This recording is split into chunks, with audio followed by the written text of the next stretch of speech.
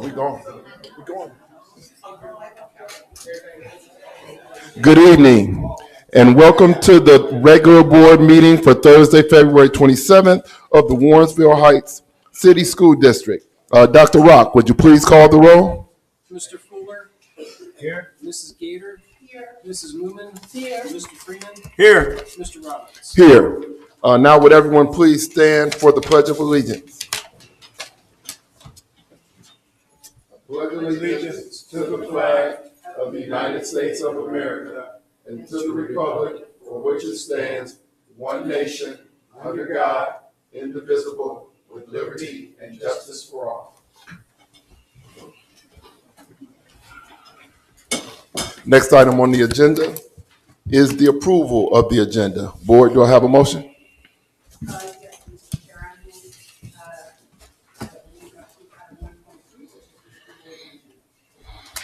Second. Thank you very much. It's been properly moved and seconded. Dr. Rock, would you please call the roll? Mrs. Gator. Yes. Mrs. Newman. Yes. Mr. Fuller. Yes. Mr. Freeman. Yes. Mr. Roberts. Yes, motion passes 5-0. Next item on the agenda is the approval of the minutes. Board, do I have a motion? Mr. Chair, I'd like to move item number 1.4, approval of the minutes. And I'm looking for the meetings of January 29th, 2025, regular board meeting, and February 12th, 2025, work session meeting. I'll second that. All right, thank you. It's been properly moved and seconded. Dr. Rock, would you please call the roll? Mrs. Newman. Yes. Mr. Fuller. Yes. Mrs. Gator. Yes. Mr. Freeman. Yes. Mr. Roberts. Yes, motion passes 5-0. Next item on the agenda is public participation. Mr. Jolly, Dr. Rock, did we receive any cards? No cards received. All right, we will move right on to item 1.6, and we will have a presentation from Representative Juanita Brent. Ms. Brent, thank you very much for gracing us with your presence tonight. And at this time, the floor is yours. Hi,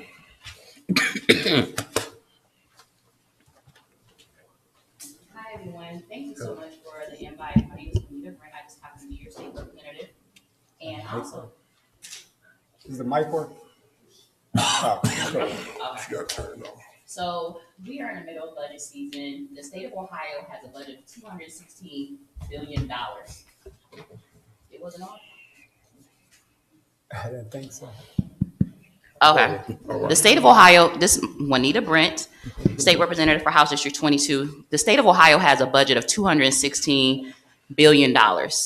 One of the biggest parts of our budget is the education budget. And even though we are a state with a rainy day fund that's full to the brim, and many tax bases plentiful within our state, we are making drastic cuts to education. Drastic cuts to the point of $2.5 billion will be going towards voucher schools, which we have no control over. Our school board, nor our community members who pay tax dollars will be able to control about where that money is going. Since we are also going through budget season, this is the time that people particularly need to make sure their voice is being heard. There are drastic cuts that are being made because there's intentionality to put more money into our charter program, our voucher program, instead of putting that into our public school education, to the point eventually our school district will become bankrupt.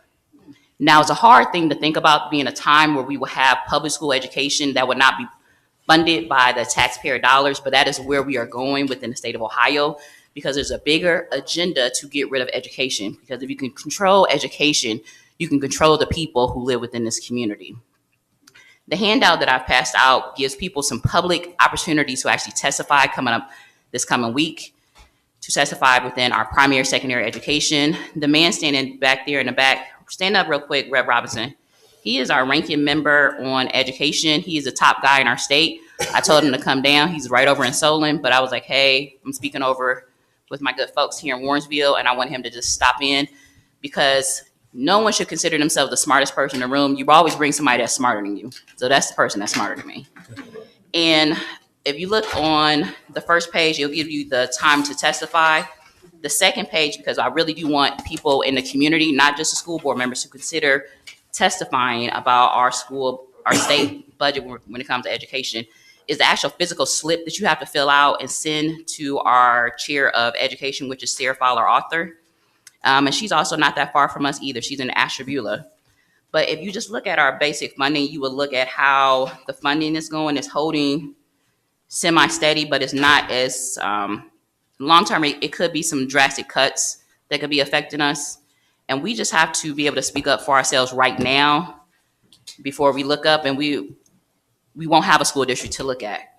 There's some things that are in the budget that I know I even spoke to the superintendent about that is really good about the driver's ed program. We know we need to get all of our kids driving legally, and driver's ed program is really expensive. But then there's also some things that's going to bring concern about our construction commission, our facilities commission for funding for that.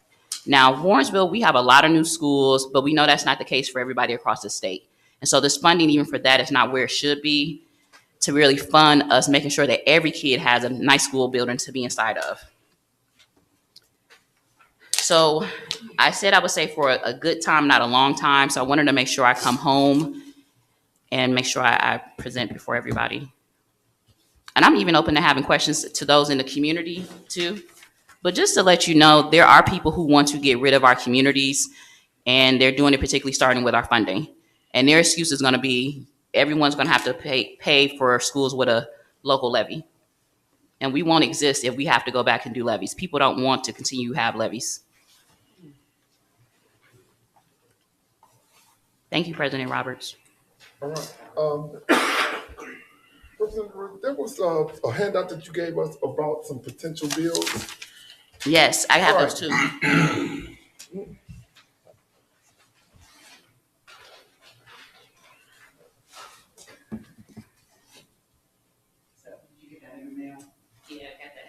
Yeah, I got mine, man. Could you briefly give us, a synopsis of them and your opinion on how likely they are to be enacted? Do you want it? I got it. So it's on the third page. I do. So this is where I'm actually going to need my colleague, who's the ranking member in education. I'm going to bring up here Rep. Robinson.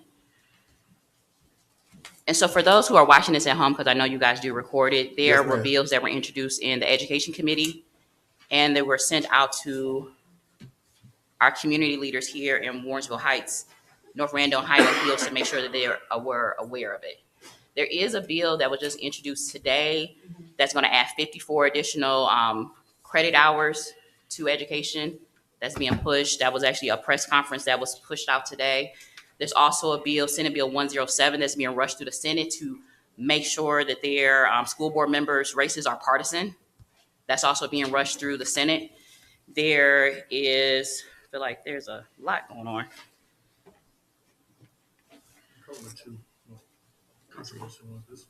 Yeah. Go ahead.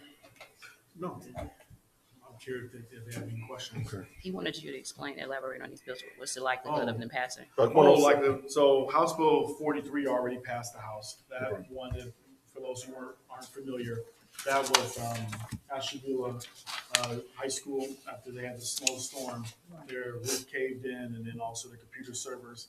They were in danger of not meeting the number of hours that you need. Right now, 1,001 minimum instructional hours or hours for students. The suggestion by some of the committee members was to just have people tack on 15 minutes every day or 30 minutes another day. But as you all know, you have contracts with your teachers and things of that nature. You're not just able to do that. And so we're basically giving them a reprieve where they can either show demonstration of competency for each student and or the hours so that they can still graduate. If we didn't solve for this and do an emergency clause, they were at risk of losing state funding.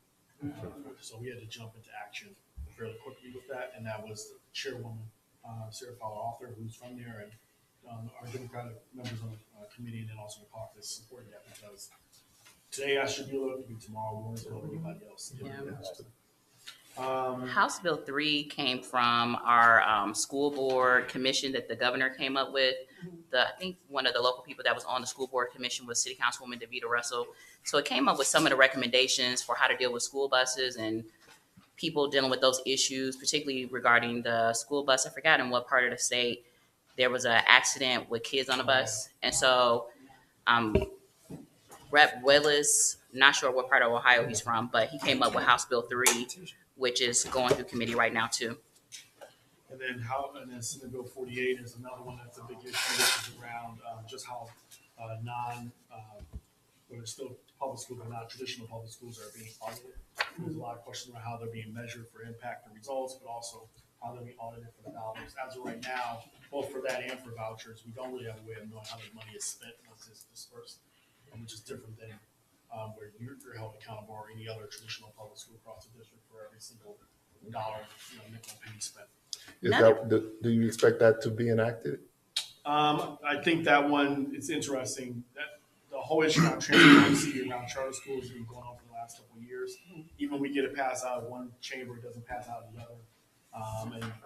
There's not a lot of support. I'm not even sure if the government is necessarily doing that, but we're still going to push for it. Yes, We're trying to put an amendment in the budget to do it. We'll try every way we can to try to make sure there's some level of accountability. So they have some accountability. And as you'll see, traditional public schools are going to collectively see about $100 million, $103 million worth of cuts. And over the next couple of years, you will see charter schools and also schools with voucher expand at a pretty rapid rate, seeing actually more money over the next couple of years.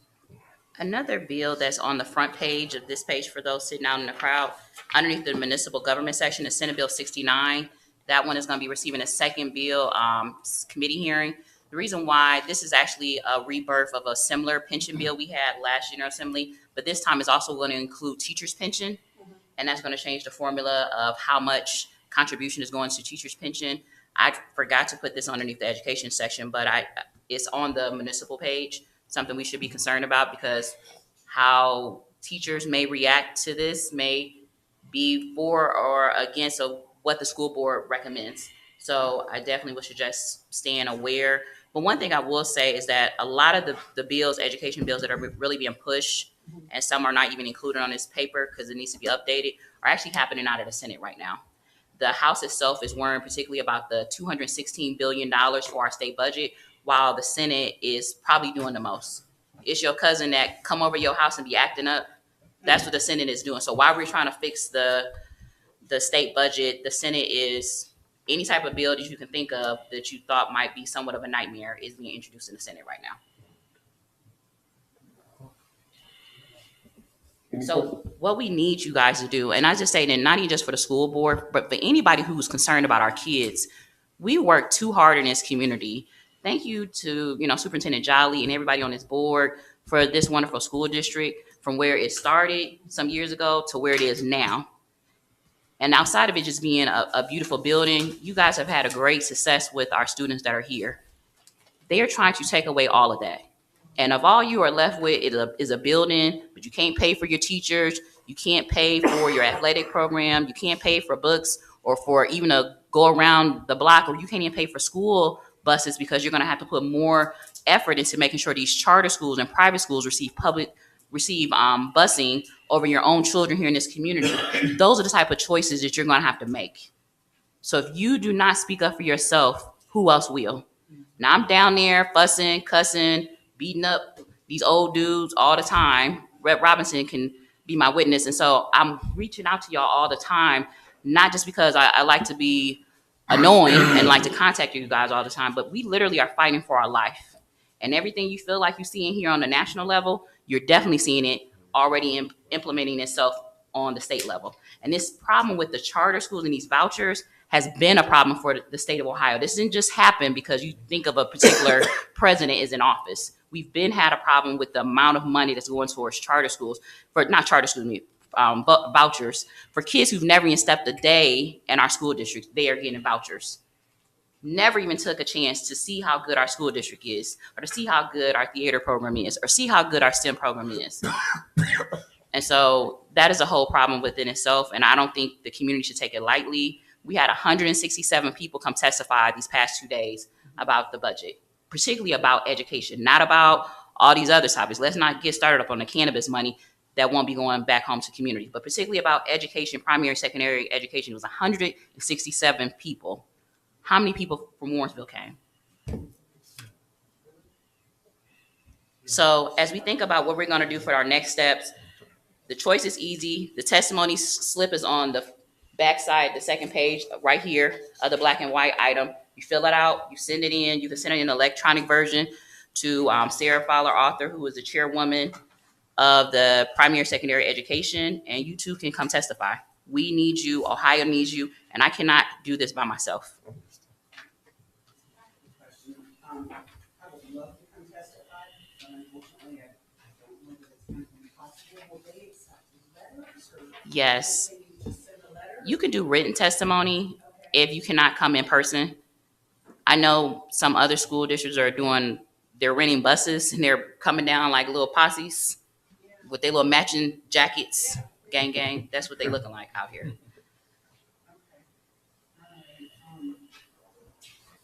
And then I wanted to ask another question, kind of similar to what, board president was asking about the House bill that deals with, the vouchers. So that one is pending. How quickly do you think that one will move through? Or I'm guessing it's pending. Are you talking about for the state budget? 40, what's that, 40? Oh, No, I that's think that was 48. Senate Oh. Bill 48. Oh, I'm sorry, this is the one about the vouchers. okay. That's the one about the audit for. Oh, Yeah. so those are two different things. So for the vouchers, that's in the governor's budget. So he's already increased it by at least 20 to 30 million more dollars for, it could be as high as $43 million for vouchers. Well, what they're doing is not separate legislation, actually making it into the budget. So there's a total of $2.5 billion for vouchers that's put in the as-is version of the budget. For those at home and you're wondering like what does the as-is means, that's mean this is what the governor is suggesting that we put for vouchers within the state of Ohio. And that's coming from school districts though, right? Or they've got a pool of money that they're just giving to them. So several years ago, it came directly from traditional public school districts. You probably remember a couple years ago when, I want to say maybe 4 years ago, unintended consequences, it exploded to where they were saying 1,200 schools were going to have voucher money taken away. Districts such as Cleveland Heights were going to be bankrupt after it. So I was part of the group that negotiated to push that back because it started to impact rural and exurban school districts. And so everyone was calling the State House. So the compromise was to create a separate line item for vouchers. So we did create that. What happened in the last General Assembly, then Senate President, now Speaker Matt Huffman, he basically created universal vouchers in the state of Ohio, which means anybody can get up to almost $7,000 for their child to go to school covered by the state. We've seen that by expanding vouchers, 96% of people taking advantage of those are people who already were seeing their children in private school or have one child already in private school for one of their siblings. So now what happened is we saw that they completely blew past that budget. So the only way to solve it was to actually expand the amount of money. And so, but they've done that at the expense of cutting traditional public schools. I can't stress enough how important it is for school board members, superintendents, staff, parents to call, to send written testimony. It does really matter. We all read it. It's on everyone's minds. We're thinking about what to do. A couple of things that you should keep in mind. Fair school funding, which Warrensville has benefited from, like many others. Well, when we built that formula, that was built on 2022, or actually 2020 inputs. And what I mean by that is what the costs were at the time to operate a school and what it costs to educate a child. Where what we've seen is with inflation, if you're using the inputs you used back in the day for now, you're going to have a gap in what's going to happen. That's what's happening now. If we don't increase those and add the 2024 inputs, it's everything from transportation to all the things down the line to educate a child. You can anticipate that maybe not now, maybe not in 2 years, but at least down the line, you will find yourself in a position where we have school districts coming all over the state saying, I'm going to have to do a levy in order just to keep the doors operating to take care of our children. And so, and this is in Southwest Ohio. This is all over the area. So the other two things are, one, also keep in mind unused school facilities. The reason why I'm bringing this up is now if you get below, I think, 60% threshold, according to the budget that Governor DeWine has, that building can basically potentially be used for other mechanisms such as charter schools or others use the building. Yep. So there's just a lot of things built into this budget that are really important that can have impact for many years to come. And so coming down and testifying and writing is really critical for this process. Board, any additional questions? Board President, I do want to just say a couple comments. I want to thank my house rep, my neighbor Phil. It's good to see you. Thank you for coming to Warrensville. And I just want to give kudos to Rep Brett. She came in 2016 and talk about she wanted to run, and we did a big thing in Warrensville. And you're everywhere, and you support. And I've talked to your colleagues down in Cincinnati area, Rachel Baker and Burl Brown and the rest of them. So I know how you guys are fighting for education. We've been fighting on a national level for the IDA, the Individuals Disability Education Act, and it's only at 40% by the federal government. We've been trying to fight for 100%, but now looking at where we at in this world and this new administration, it's going to be hard. I did get an email from Washington, D.C. yesterday about the Trump administration's his new his portal to send out to actual parents to try to end DEI. So he's looking at, and he wants actual testimonies from parents saying how DEI hurt them in a public education world. So what he's going to do is take all these parents' testimony and use it against the public education, which I know we all love on this board and we've been fighting for. I'm willing to actually testify. I think me and Mr. Superintendent Jolly did this when they had House Bill 70, Mr. Jolly. Remember, we went down to Capitol Hill and we talked and testified when they had a House Bill 70 trying to take over districts, like Phil said, like East Cleveland and Youngstown and so forth. So we got our backs against the wall again. On a local and national level, I will fight again. And I need all of you guys' help along with, I've talked to like 4 of your colleagues. So I just want to thank you for helping us on that educational piece. And we truly appreciate everything that you both do. All right. While we talk about DEI, for those who are sitting at home, on the 4th page, there's a page about the committee hearings about them getting rid of diversity, equity, inclusion here at the State House. It's in the House right now. Yep. And it lets you know, for one, how many people came out in opposition of it. 837 compared to 14 people who came as proponent. If you want to stop this bill and you're concerned about diversity, equity, inclusion, there's a list of people on this set of the packet to let you know everybody that's on that committee, for those sitting in the back. Yep. So it has everybody on that committee listed there. So please make a phone call. You'll be surprised on how many of my colleagues tell me they hear from nobody. And they sit directly on these committees. Yep. Because I'm always asking people, who are you hearing from? And I'll talk to their staff, I'll talk to the member, and they said they're not hearing from a lot of people. Now, I would tell you, I personally received 1,200 emails from people in this House district about Senate Bill 1. So I know the folks in our district are contacting me, but I don't sit directly on the committee. So I need you to contact them if you're concerned about diversity, equity, inclusion. This is not just happening at the nation's capital. This is happening within our state capital, and that's particularly for Senate Bill 1, which is also House Bill 6, which is inside the House. Well, Representative Robinson, Representative Brent, I'd like to thank you both for coming out and educating us and keeping us abreast of these issues that affect us so much. So I'd like to thank you both. We'll look forward to having you at the State House. Thank you. All right.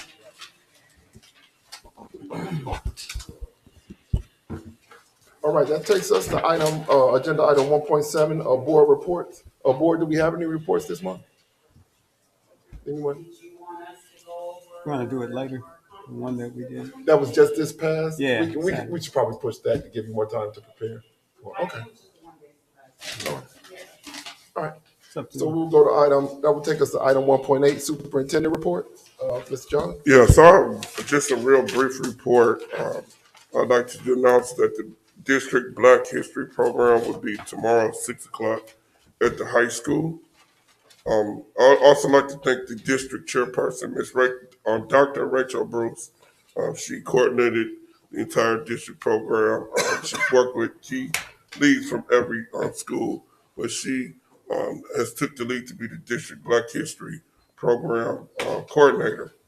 I'd also like to thank 2 people in particular, Miss Paula Clark and Miss Shanita Hickman. Yesterday, we had a bus that stopped on the freeway in Toledo. Both of those those individuals sprang to action with Miss Hickman arranging to get another bus to the location. And then we have Ms. Petticock, who was on the ground, who was organizing the students, ensuring the students were comfortable and safe. We were assisted by a school district called Rossford School District, who sent a school bus to the site where our kids were. They put our kids on the bus, transported our kids back to their campus, and Ms. Hickman got a bus to pick up the kids from Toledo. Along with that, Ms. Hickman also was coordinating the fan buses to go to the girls' game.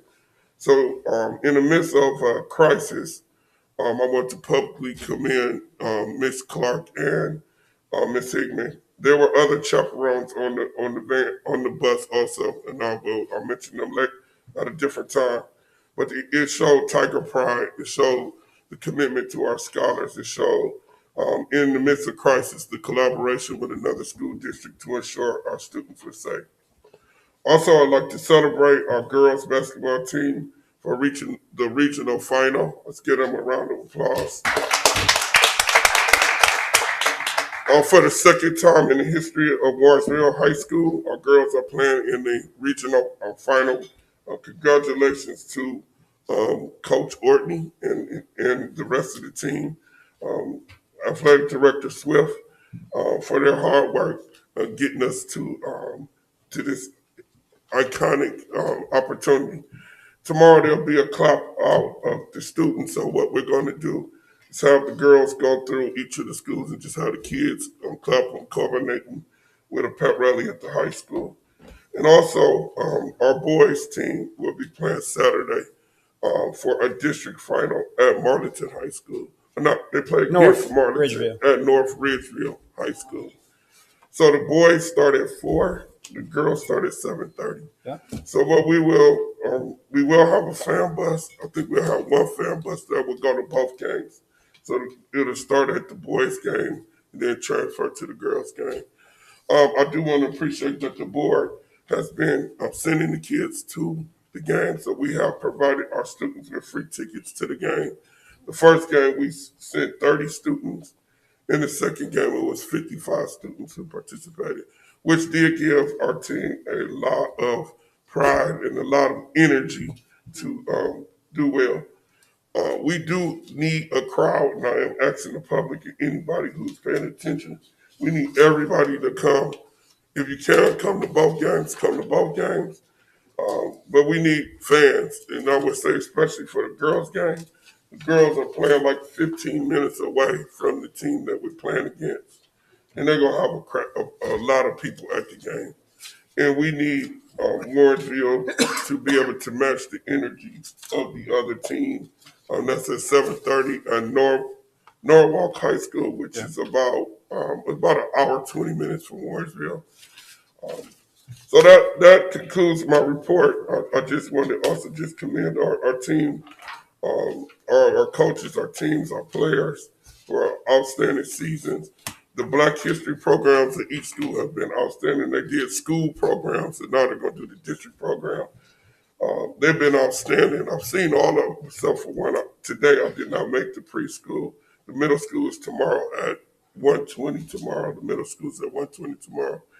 But then the district is tomorrow night. So we expect, again, this weekend is a big weekend for Warrensville sports. And hopefully we'll have our first girls team going to the state finals. With that, I just want our principals and community to know there will be maybe some parades. I don't know what we're going to do, but we're going to send them out. We're going to send them out big to the Final Four. We're going to send them out big to the championship game. This has only happened twice in the history with the boys in 2000 and another team in 2001. And the girls have never been there. So we will definitely give them a Tri-Cities community send-off when they win Saturday night. All right. That concludes my report.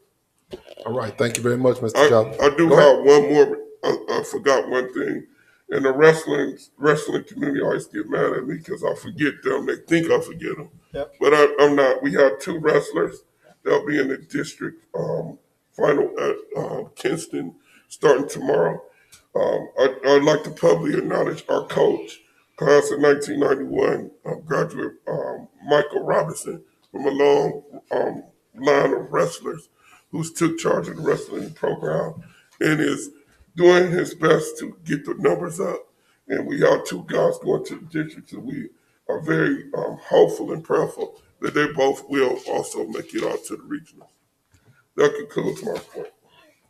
All right, thank you very much for your report, Mr. Jolly.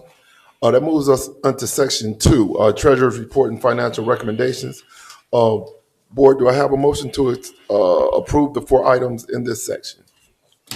Mr. Chair, I'd like to move item number 2 by consent agenda, treasurer's report and financial recommendations, items 2.1 through 2.4.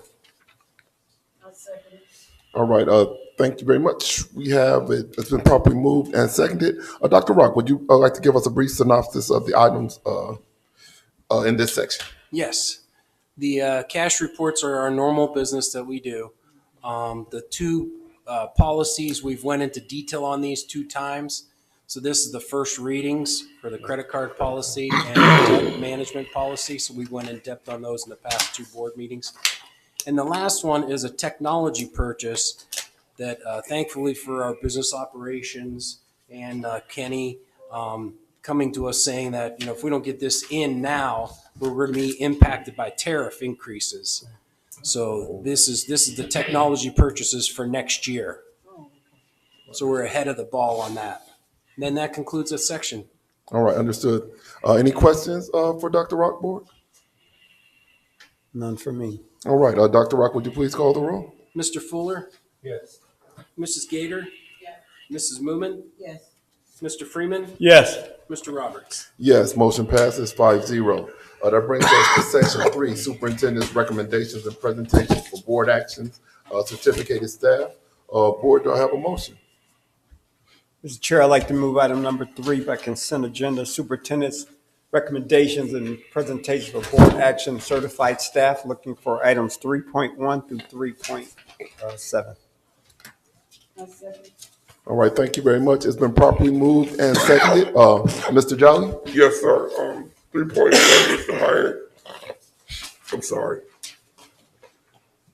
3.1 is the resignation of a teacher for the end of the school year. 3.2 is the hiring of a long-term subs to open positions. 3.3 is the hiring of Ms. McKellar to do home instruction. 3.4 is the non-coaching supplementals of some of our clubs.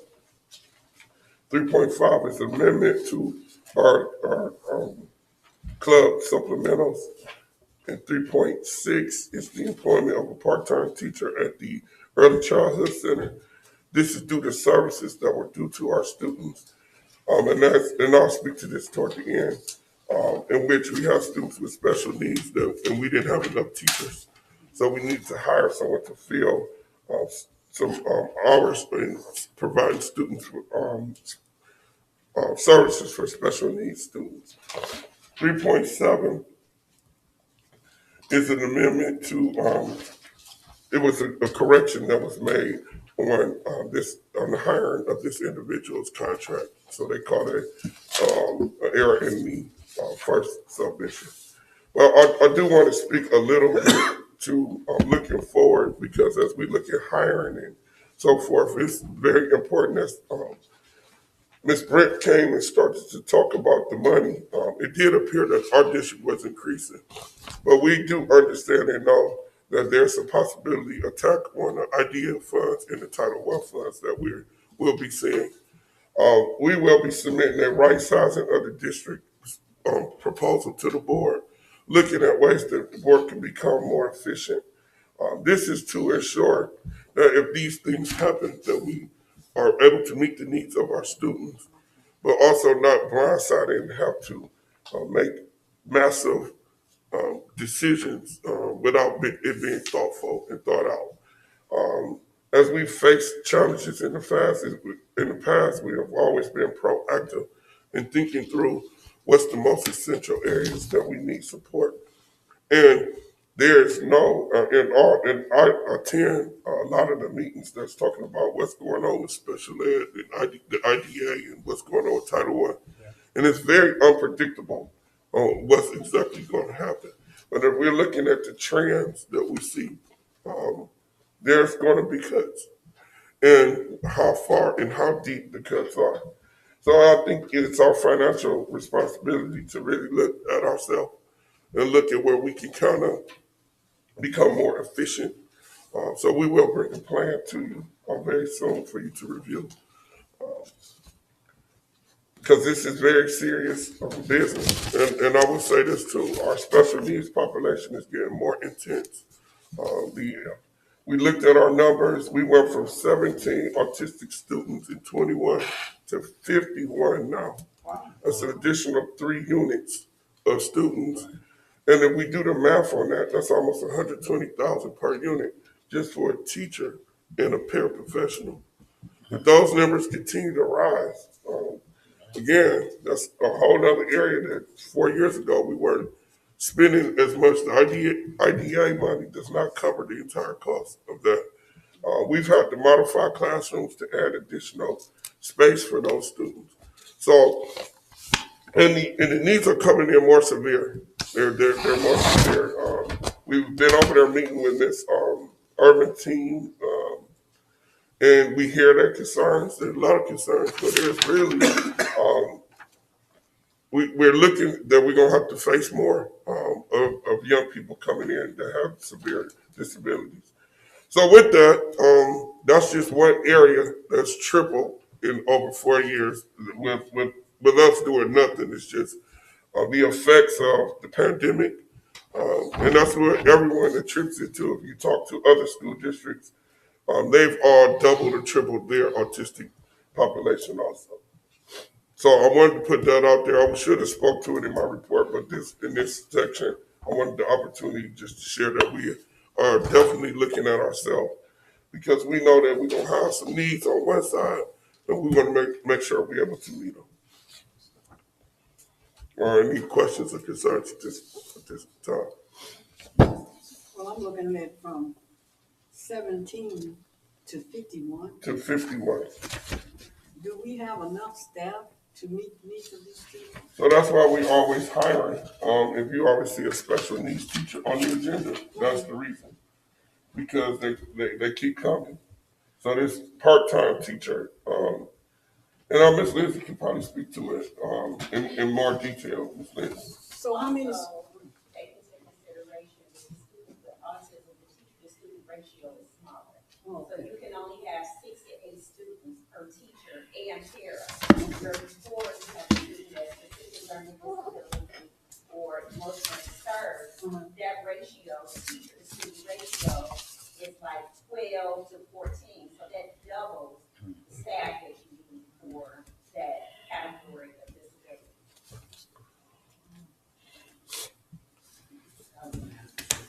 Yep. So we'll keep you updated as we move forward. And of course, we start the march into kindergarten next month. What date is that, Miss Urban?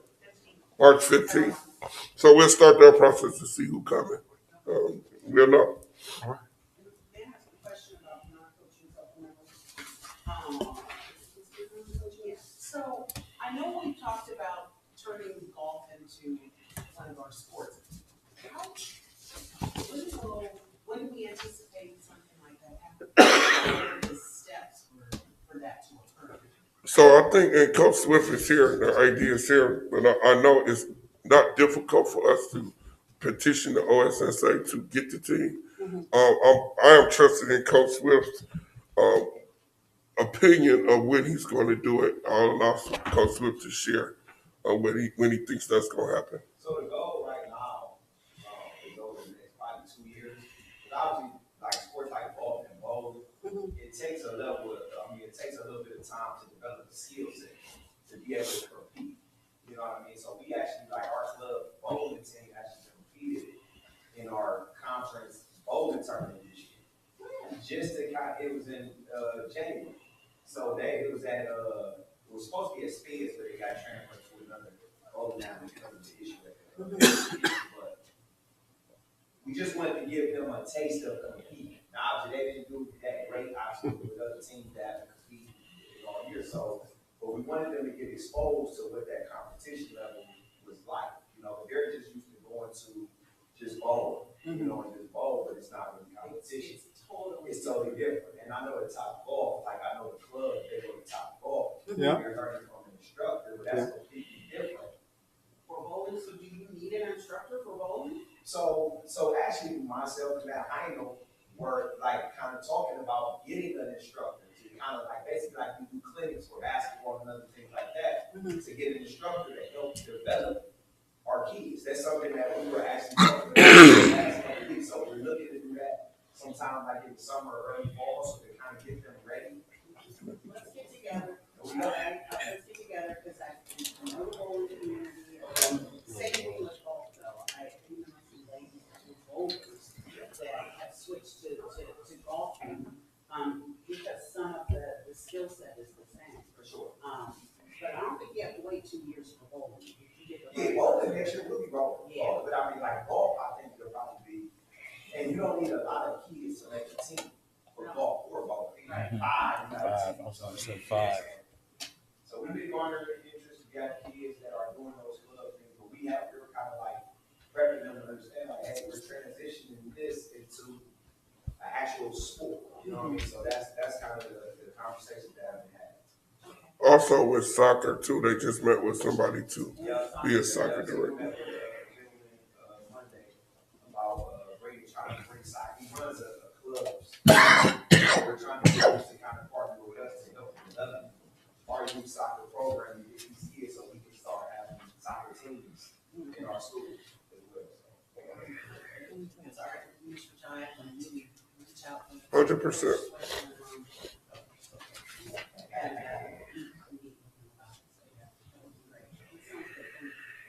Also, I want to give you kudos, Athletic Director Swift. I know the kids going to golf. I hear them, even your son, talk about golf. So they're getting excited about golf and bowling. Soccer would be nice, but the golf is what I'm looking forward to.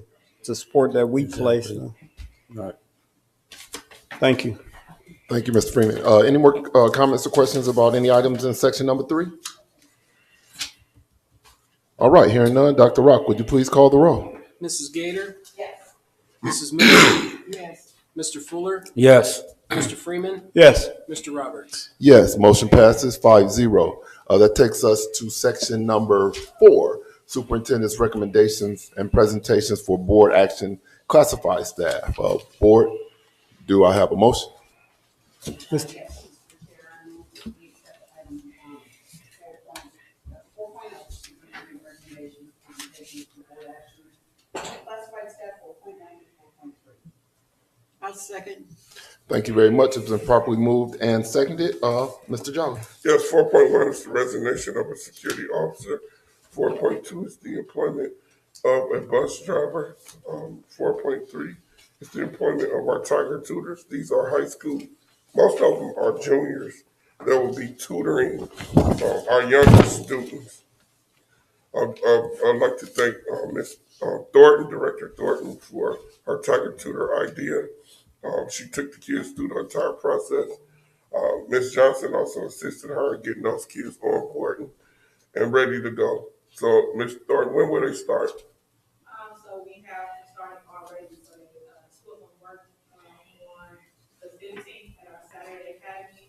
And then we had 3 or 4 more who are working with Ms. Hamilton at the high school who are tutoring our algebra 1 stuff, so they've already started. Thank you.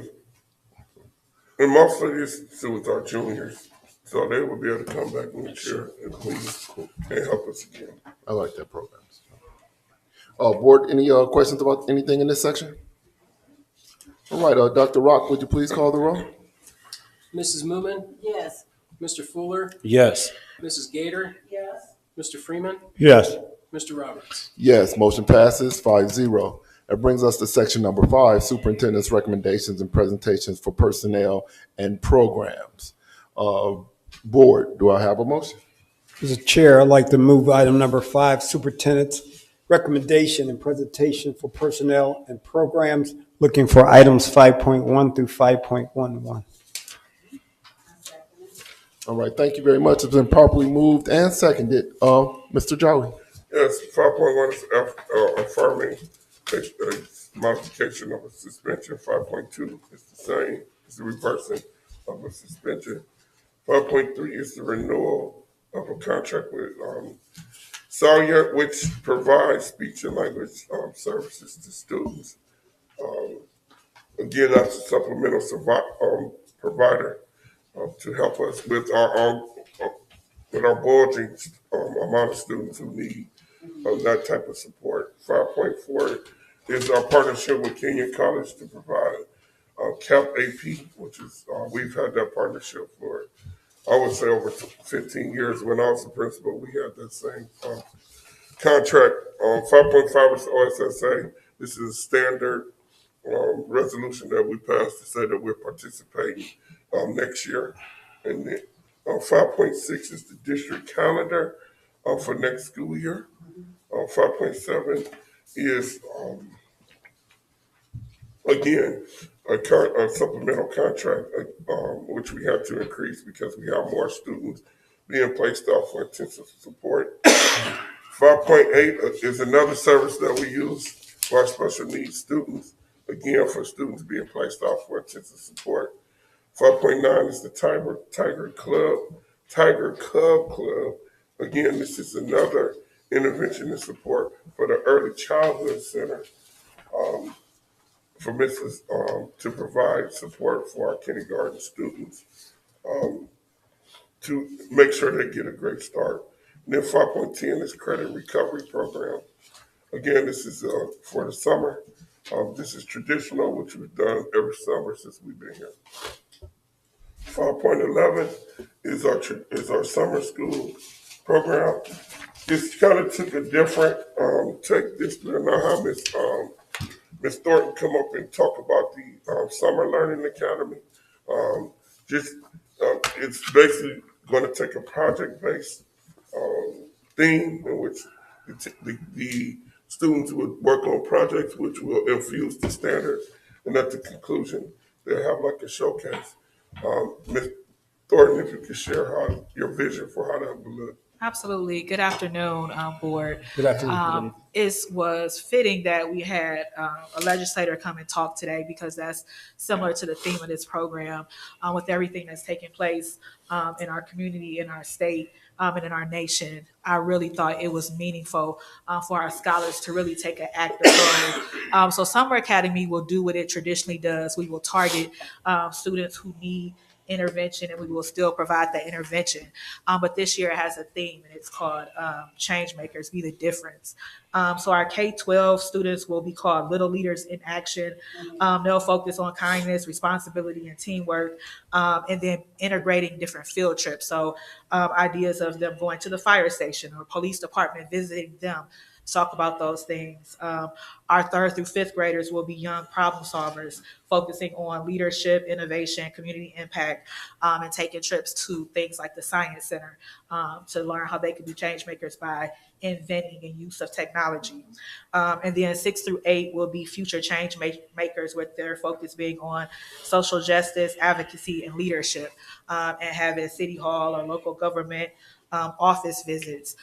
So it's an integration. A lot of times we think of intervention as just math and English, and it's really become very boring to our students, or they feel like they're in a bubble. They know they're the low, but we want to, one, build up their skills, but also let them know that you have other skills, you have other ways to make a difference, and also making sure that they're enjoying their summer, because it is summer. So part of it is hands-on, project-based learning for those particular scholars.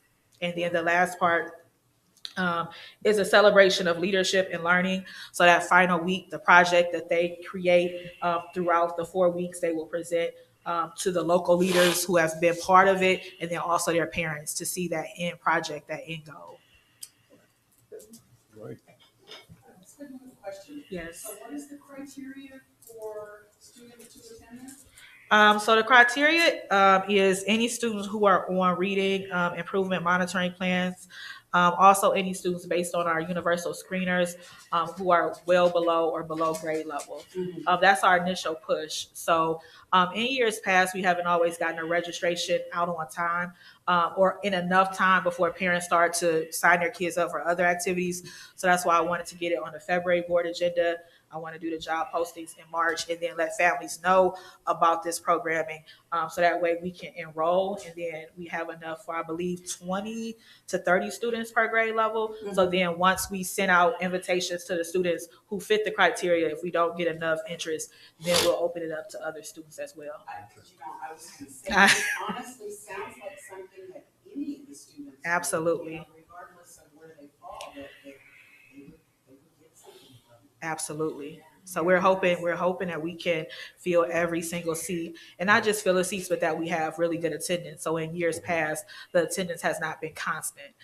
We want students to be motivated. We want parents to know what to expect, and them to know that at the end there'll be something that they can attend and see their students work and see what they've learned at the end. So just being very strategic and thoughtful about the entire program and lay that out to parents so they get excited. So we're hopeful that we can get all the seats filled for every single grade level. Yeah. I'm excited. Thank you. Thank you. Thank you. Yeah, I think it's an excellent program. All right. Thank you so much. All right, thank you, Ms. Thorne. And as I listened to Representative Brett today, it saddens me that you can give a guy $38 billion and yet try to take away from the education of our children. It bothers me that we fight every day. We do to make sure that our children are educated. And yet we have people in the State House and in the White House that doesn't value our children being educated. At all. It bothers me. I'll probably write a letter. I think we should. Yeah, I think we all because should. it doesn't Definitely all make any should. sense to me what the state of this country is in. Mhm. You know, our biggest access is our children. Exactly. And you want to take away from that. I don't understand it. So I understand. we'll write a letter. All right. I think we all should. Board, any additional comments or questions about anything in section 5? None for me, Mr. Chair. All right, Dr. Rock, would you please call the roll? Mr. Fuller, Yes. Mrs. Gator, Yes. Mrs. Moomin, Yes. Mr. Freeman, Yes. Mr. Roberts. Yes, motion carries 5-0. That brings us to section number 6, unfinished business. There are no items in that particular section. Nothing in section 7, new business. Mr. Jolly or Dr. Rock, any correspondence? No correspondence. Item number 9, announcements. Are there anything that you would like to reiterate, Mr. Jolly, on the announcement? Yeah, I'd just like to reiterate the Black History program tomorrow at 6. Also, the 2 games, one at 4 o'clock at North Ridgeville. The boys will play Marlington. And at 7:30, the girls will be playing Bellevue. I believe Bellevue is 24-1. Yeah. 24-1. They'll be playing them at 7:30. Yeah. You need all Tigers in attendance. It's on Correct. Saturday. Both games. Both games On Saturday. Saturday. Yes, ma'am. And they're about 37 miles apart, I believe. I did it on MapQuest. Yeah. 37 miles. North Ridgeville to Norwalk is about 45 minutes. If you go to both. Anything additional? Board, any announcements? All right, that brings us to item number 10, adjournment. Do I have a motion? I second it. It's been properly moved and seconded. Dr. Rock, would you please call the roll? Mrs. Gator, Yes. Mrs. Moomin, Yes. Mr. Fuller, Yes. Mr. Freeman, Yes. Mr. Roberts. Yes, motion passes 5-0. Meeting adjourned. Get these ran off with my seniors.